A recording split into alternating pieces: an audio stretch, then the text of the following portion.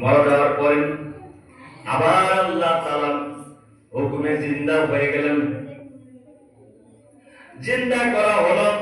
ইদ্রিস আলাইহিস সালাম ভয়ে থরথর করে কাঁপতে বলেন, মৃত্যু যাতনা যে এত কঠিন তা আমি আগে জানতাম না। তাহলে এবার দ্বিতীয় প্রস্তাব হলো, আমাকে একটু জাহান্নামে নেবেন। জাহান্নাম কত কঠিন আমি দেখবো। জাহান্নামে গেটে ঢুকে আবার বের করে আনলেন। এরপরে আপনার হলো জান্নাত কত সুন্দর আমি দেখতে চাই। ইদ্রিস আলাইহিস সালাম জান্নাতে ঢুকে গেলেন। জান্নাতে ঢুকে আর ইদ্রিস আলাইহিস সালাম বের হয় না। আর বের হয় না। এত সুন্দর জান্নাত আর বের হয় না।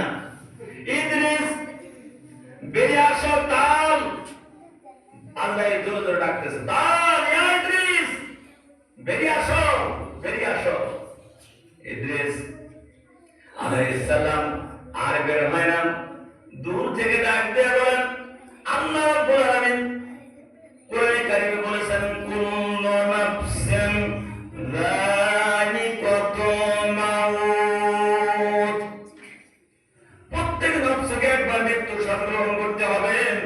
আমি তো একবার মৃত্যুবরণ করেছি, আবার জীবিত হয়েছি, দ্বিতীয়বার আর আমি মরতে চাই না। শোনা যাবে না? তাহলে আমি তো প্রথম পরীক্ষায় পাস করে গেছি। 2 নাম্বার হলাম, আল্লাহ পাক বলেছেন প্রত্যেক বান্দাকে জাহান্নাম ত্যাগ করতে হবে, তারপরে জান্নাতে যেতে হবে। আমি তো জাহান্নামে প্রবেশ করেছি, আবার বের হয়ে এসেছি, আমি দ্বিতীয় কন্ট্রাক্ট পূর্ণ করেছি। 3 নাম্বার আল্লাহ বলেছেন যে খালিদিনা ফিহা আবাদান, জান্নাতে যদি কোনো বান্দা প্রবেশ করে সে আর কখনো বের হবে না। সুবহানাল্লাহ না? আজরাইল আলাইহিস সালাম চিন্তা করে, হায় হায় কি হলো, আমি এখন কি করব, আমি তো বেকায়দায় পড়ে গেছি।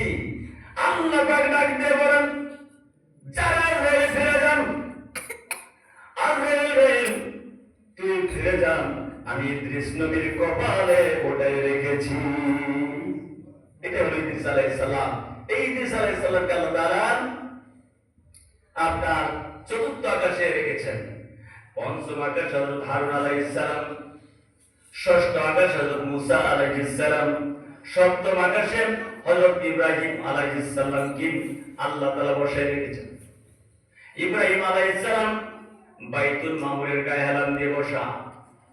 বাইতুল মামুর আগে বলেছি, বাইতুল মামুর এমন একটা ইবাদতখানা, তাফসীরের মধ্যে এসেছে আল্লাহর নবী আদম আলাইহিস সালামকে যখন আল্লাহ তাআলা পৃথিবীতে পাঠিয়ে দিয়েছিলেন, বাইতুল মামুরটাও আল্লাহ তাআলা পৃথিবীতে পাঠিয়ে দিয়েছিলেন। তার ইন্তিকালের পরে বাইতুল মামুরকে আল্লাহ তাআলা আসমানে নিয়ে গেছেন। যারা বলেন সুবহানাল্লাহ। বাইতুল মামুর হলো এমন একটি ইবাদতগাহ, এমন জায়গায় আছে যদি বাইতুল মামুরটা সোজা ফেলে দেওয়া হয় তাহলে কাবা শরীফের উপরে এসে পড়বে। ঠিক আপনার কাবা শরীফের উপরে সোজা উপরে সপ্তম আকাশে বাইতুল মামুর, এটা যদি ফেলে দেওয়া হয় ওখান থেকে সোজা আপনার পড়বে কাবা শরীফের উপরে। কাবা শরীফের ছায়া, আপনার কাবা শরীফ হচ্ছে বাইতুল মামুরের ছায়া আছে, ছায়া। এই বাইতুল মামুর 70,000 ফেরেশতা সকালে প্রবেশ করেন, আপনার বিকালে বের হয়ে আসেন। বিকালে 70,000 প্রবেশ করে, সন্ধ্যায় আপনার সকালে বের হয়ে আসেন। এইভাবে করে কিয়ামত পর্যন্ত চলবে। দ্বিতীয়বার তারা একবার ঢুকেছে, দ্বিতীয়বার তারা আর ঢুকতে পারবে না।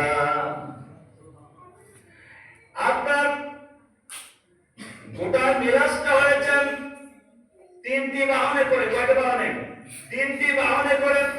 প্রথম নাম্বার বাহন আলম বোরাকে করে বাইতুল্লাহ থেকে বাইতুল মুকাদ্দাস বোরাকে। তারপরে আপনার সিঁড়িতে আল্লাহর নবী বলেন উড়িজা ইহাদের পরিবেশ আল্লামা সুলাইমান নদী এবং শিবলী নোমানী তার সিরাতের ভিতরে লিখেছেন যে আপনার উড়িজালি, আমার নবী বলেন আমাকে ঊর্ধ্ব আকাশে আরোহণ করানো হয়েছে। যখন আমি বাইতুল মুকাদ্দাস থেকে আসমানের দিকে ধাবিত হলাম, আমার জন্য সিঁড়ি নামানো হলো। এই সিঁড়িটা এত সুন্দর আমি ব্যাখ্যা দিতে পারবো না। এই সিঁড়িতে করে আমি সপ্তম আকাশ পাড়ি দিলাম। সপ্তম আকাশ বলতেছি কেন? যাওয়ার পরে কি হলো? সপ্তম আকাশে যে এখানে আপনার একটা